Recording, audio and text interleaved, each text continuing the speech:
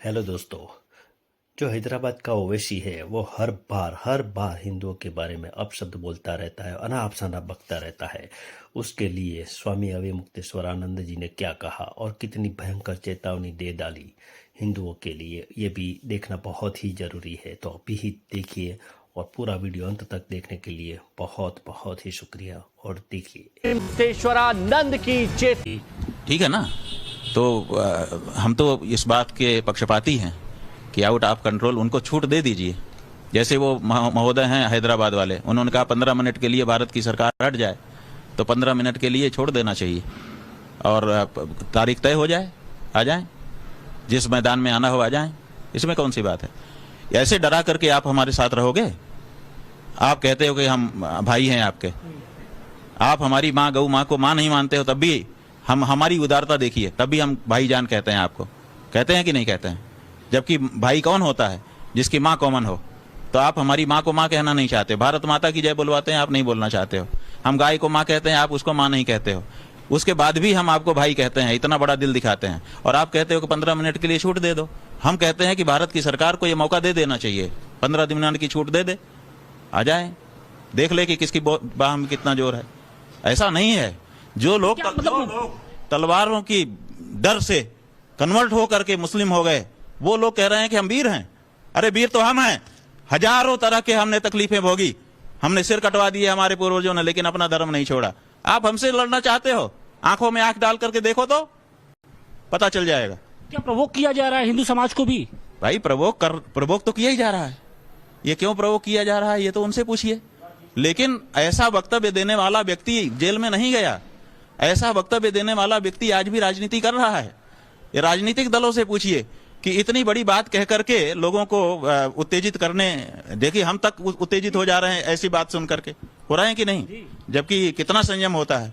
लेकिन जब अस्मिता पर कोई प्रहार करता है, और वो भी पूरे समाज की अस्मिता पर, हमको मार दो हम उतना नहीं चिल्लाएंगे, लेकिन जब हमारे समाज की अपमान करते हो आप, तो हमको पीड़ा होती है। तो ऐसा वाक्य कहने वाला व्यक्ति, उसके ऊपर कोई धारा नहीं लगती है, उसके ऊपर कोई कार्यवाही नहीं होती है, उसको बैन नहीं किया जाता है, वो आज भी राजनीति में है। तो ये सब देख करके क्या लगता है कि इसका दोनों तरफ से कि राजनीति जो है वो मिली जुली है, और अंदर से कार्यक्रम बनते हैं और बाहर से अलग ढंग से उसको प्रस्तुत किया जाता है। दो चेहरे होते हैं राजनीति के। ये आती है दिखाने के दांत अलग, खाने के दांत अलग। कैंपेनिंग का टाइम 10 बजे, अभी 15 मिनट बाकी है।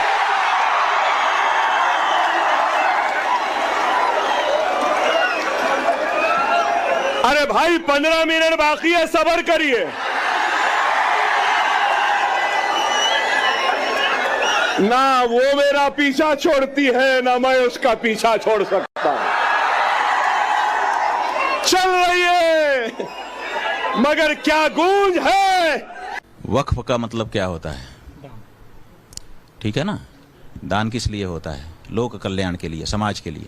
किसी एक व्यक्ति की वस्तु होती है, वो सोचता है कि मैं अकेला क्या उपभोग करूं, पूरे समाज के लिए इसको उपलब्ध करा देता हूं ताकि समाज का एक एक व्यक्ति इसका लाभ ले। तो समाज को तो कोई सीधा लाभ मिल ही रहा है वक्फ संपत्तियों का।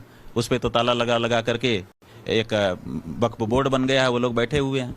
तो ऐसी परिस्थिति में समाज को लाभ कहाँ है?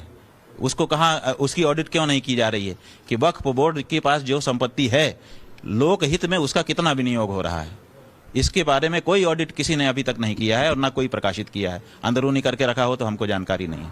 पहली बात तो यह है कि अगर वो संपत्ति दान की है, समाज के लिए समर्पित की गई है, तो उसका समाज के लिए कितना उपयोग हो रहा है, और जिसका उपयोग हो रहा है उसकी बात छोड़ देना चाहिए। लेकिन जो नहीं उपयोग हो रहा है उसको पब्लिक के लिए खोलना चाहिए कि भाई इसका उपयोग होना चाहिए। और इसीलिए हमने मांग की है वक्फ बोर्ड से कि भाई आप लोग जो है, आपके यहाँ बहुत विवाद हो रहा है, हमारी गाय के चरने की भूमि कम हो गई है, तो आप लोग अपने वक्फ की, आपके पास बहुत सारी भूमि है जिसके बारे में ज़्यादा देख करके विवाद हो रहा है, तो आप हमारे गाय के चरने के लिए उसको गोचर भूमि के रूप में दीजिए, ताकि कम से कम हमारी गाय चरना तो शुरू करे वहाँ पर।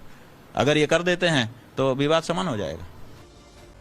और इसलिए कहते हैं कि यहां पर लॉजिक की बात स्वामी जी करते दिख रहे हैं। वक्त बिल को लेकर भी कट्टर जमात अपना एजेंडा चलाने में जुटी हुई है और सरकार के खिलाफ एक अलग ही नैरेटिव सेट करने की कोशिश हो रही है। भड़काऊ बयान दिए जा रहे हैं, रविवार को ही जयपुर में भी मौलानाओं का मजमा लगा। वहां किस तरह भड़काऊ बयानबाजी हुई है वो आपको सुनना जरूरी है, सुनिए। अगर आपको अपनी बात मनवानी है तो उसके लिए ये जरूरी है कि तमाम मुसलमान मुत्तहिद होकर एक आवाज में एक साथ आओ और दिल्ली का घेराव करते हैं। मुत्तहिद होकर आओ, दिल्ली चलो। तो अल्हम्दुलिल्लाह हम बेदार हैं। किसी के बाप की ताकत नहीं है कि हमारी जायदादों पर कब्जा कर ले। और मैं कहता हूं तुम आओ, 24 तारीख को ये बात होगी, ये दिखाया जाएगा कि आज हम पूरे अमन के साथ आए हैं, हाथ में तिरंगा लेकर आए हैं, कानून अपने हाथ में नहीं लिया है, कानून के दायरे में आए हैं। लेकिन अगर हमारी बातें नहीं मानी गई तो 15 दिन के बाद फिर आएंगे और उस दिन तुम्हारी जिम्मेदारी होगी, उस दिन हम अपने तरीके से आएंगे। जहां आप जयपुर से चलो तो दिल्ली तक जाम होना चाहिए। इज्जतदार में अगर निकलोगे तो तुम्हारी सुनी जाएगी। ये ऐसी तादाद में निकलो, तुम दिखाओ कि हमारी तादाद को छुपाते हो। जिस दिन हम सड़कों पर आएंगे तो तुम्हारी रूह कांप जाएगी और तुम हमारी बात सुनने पर मजबूर हो जाओगे।